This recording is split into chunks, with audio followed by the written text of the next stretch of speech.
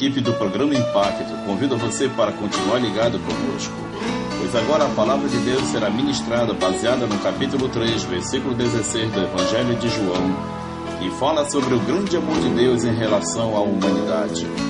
Porque Deus amou o mundo de tal maneira que deu o seu Filho unigênito, para que todo aquele que nele crer não pereça, mas tenha a vida eterna. Insistimos que você telefone agora mesmo para um amigo ou parente, convide-o para assistir um momento de reflexão. E esperamos que através desta você se chegue mais perto de Deus. Então, una-se agora às centenas de pessoas que estão reunidas em suas casas e reflitam sobre este importante tema da Palavra de Deus. E agora com vocês, o pastor Josafá Alberto. Nessa oportunidade, quero saudá-los com a paz do Senhor Jesus e mais uma vez convidá-lo a abrir a sua Bíblia no livro do Evangelho, capítulo 3 de João, versículo 16. Capítulo 3, versículo 16 do Evangelho de João diz assim: Porque Deus amou o mundo de tal maneira que deu o seu Filho unigênito, para que todo aquele que nele crer não pereça, mas tenha a vida eterna. Este versículo, ele é considerado o texto áureo da Bíblia. Queridos, é um dos textos mais difíceis de ministrar, porque fala do amor de Deus. E quando lemos este versículo, começa com um porquê, não de pergunta, mas um porquê de resposta. Porque Deus amou o mundo de tal maneira. Queridos, quando fala do amor de Deus e também fala do mundo, o amor de Deus não está direcionado a uma única pessoa. O amor de Deus não está direcionado nem o melhor e nem o pior dos seres humanos. O amor de Deus está direcionado a toda a raça humana. Haja visto que o propósito de Deus para a salvação da humanidade foi começar com Israel, mas não é para só terminar com o povo de Israel, e sim para que todas as nações pudessem ser alcançadas pelo poder do Evangelho. Eu gostaria que você imaginasse comigo Jesus sentado no seu trono. E a Bíblia diz que lá no livro do Apocalipse, por quase meia hora, houve-se um silêncio no céu. Nós sabemos que no céu é lugar de barulho, é lugar onde os anjos adoram, onde os querubins manifestam o seu louvor, mas por quase meia hora houve um silêncio no céu. Uma voz que ecoava dizendo: a quem enviarei e a quem há de ir por nós? Muito bem, quando essa voz ecoa na eternidade, os anjos olham para o outro, começam a olhar, a se questionar, e o que eles jamais poderiam imaginar. Por isso que a Bíblia diz, além do pensamento, além do que o homem pudesse imaginar, além do que os anjos pudessem imaginar, quem se levantou do trono foi Jesus, o Filho de Deus.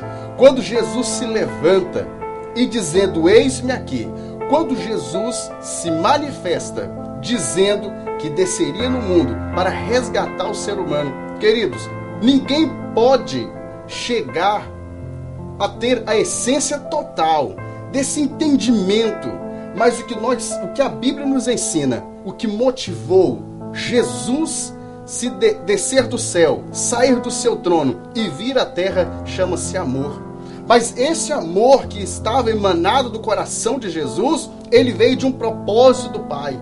O Pai amou o mundo de tal maneira que deu o seu Filho unigênito. Quando nós lembramos o livro de Gênesis, quando o ser humano pecou e se distanciou de Deus, Deus naquele momento poderia ter fulminado, Deus poderia ter apagado o ser humano e recomeçado com outro ser. Mas o nosso Deus demonstra o seu amor mais uma vez, através da raça caída, através daquele homem que pecou. A Bíblia diz que Deus usou também o homem. Aleluia! E nessa noite, quando você assiste esse programa, Deus está falando ao seu coração que Ele te ama de uma maneira inexplicável, de uma forma inexplicável. Às vezes as circunstâncias te faz você pensar que Deus está longe de você, que Deus não se importa com você, mas isso não é verdade, esse pensamento não é verdadeiro, porque a Bíblia diz que Deus amou o mundo de tal maneira de uma forma inexplicável. Quando Jesus ele desce na terra, que ele faz os seus milagres, nenhum homem havia falado como ele, manifestado o amor como ele. Eu disse que como Deus enviou seu Filho ao mundo, foi um ato de amor, foi a ação desse amor poderoso de um Deus que não é egoísta. Imagine comigo se nós servíssemos um Deus que exigisse sacrifícios como os deuses lá do Egito, os deuses da Índia, os deuses de outros lugares, de outras localidades. Esses deuses, ele exige até sacrifício de humanos, sacrifício de animais, exigem sacrifício de pessoas andarem de joelho até outras localidades. Mas o que nós entendemos, o cristianismo é Jesus que vai em direção ao ser humano. É o próprio Deus que vai em busca desse ser humano. E esse Deus, ao invés dele requerer uma decisão forçada, ao invés dele requerer de cada ser humano uma adoração forçada, as atitudes forçadas, não.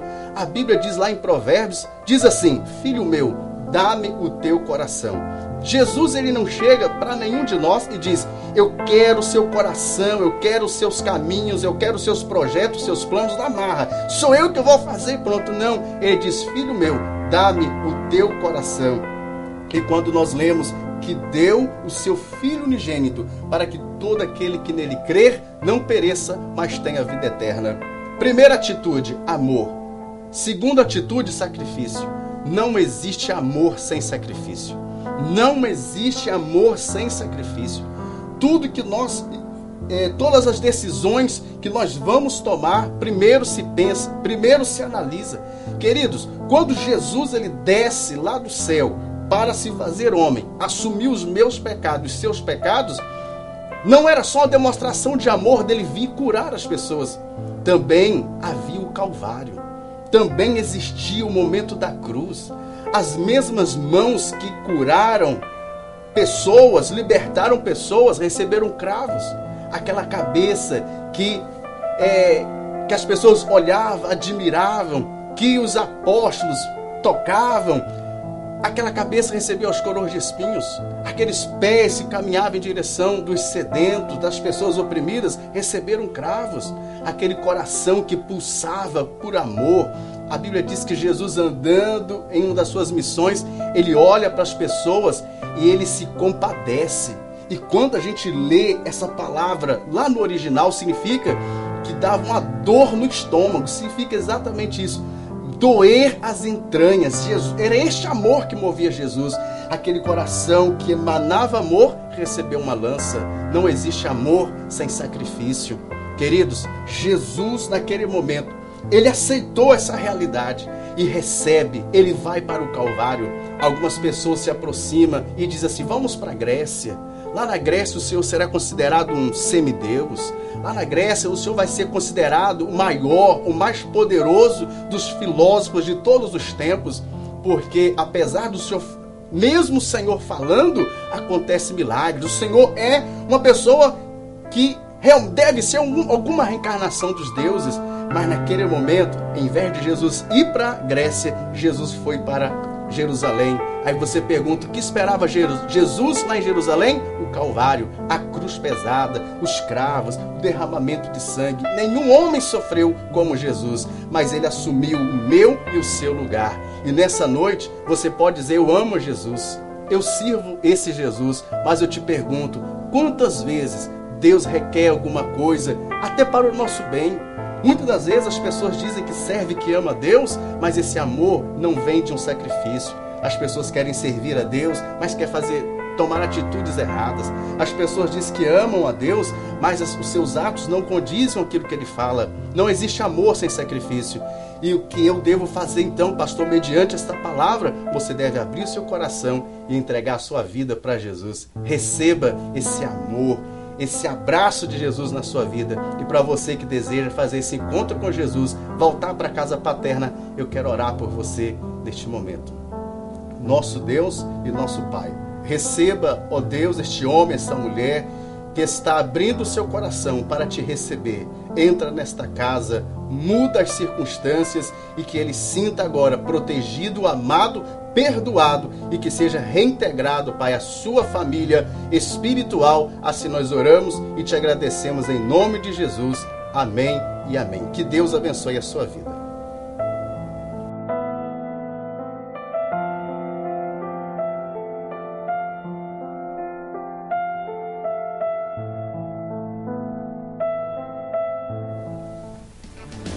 E na agenda Impacto, nós teremos a madrugada O Mar de Santos, que vai acontecer na congregação Deus Proverá, do setor 2. Então, jovens, irmãos, não fiquem de fora deste grande momento.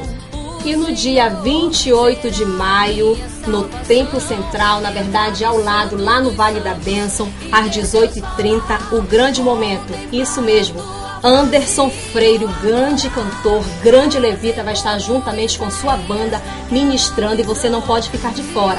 Para você que ainda não adquiriu seu ingresso, procure os promotores de missões nas congregações da Assembleia de Deus e você vai acompanhar este grande evento e vai ser grandemente abençoado. Não fique de fora. 11º Louvor Solidário aqui em Santana, com a presença do cantor Anderson Freire. E chegamos ao final de mais um programa Impacto. Este programa da Assembleia de Deus em Santana, que veio para abençoar a sua vida, a sua casa, a sua família. Então, não perca, todas as sextas e segunda, aqui no canal 42.